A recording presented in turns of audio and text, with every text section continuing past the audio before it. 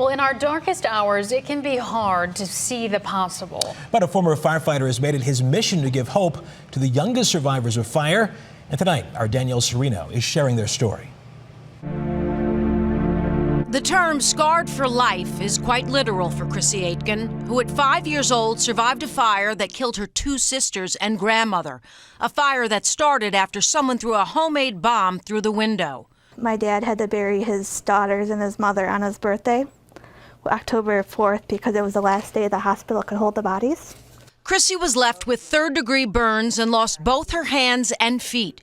She could have died an emotional death, but after hundreds of surgeries, she not only survived, but flourished, now riding horses, running marathons, and proudly showing us her tattoo of a phoenix with the date of the fire, a symbol that she was reborn. We're not victims of our circumstance, we're just survivors. How did she get there?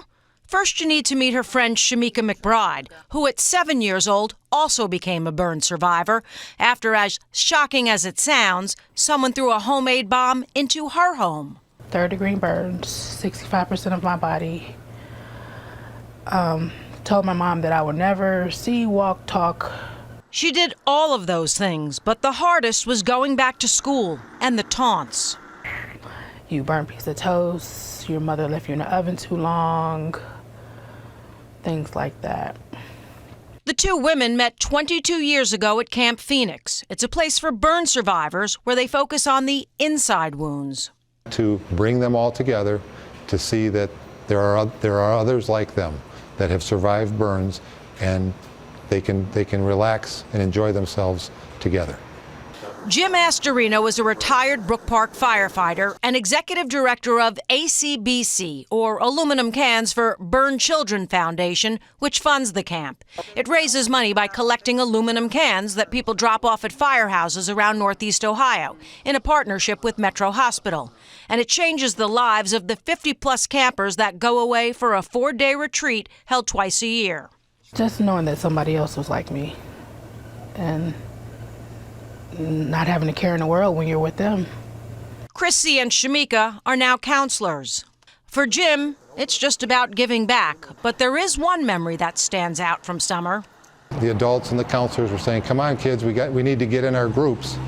And there was a little boy that just shouted out, "We're not a group, we're a family."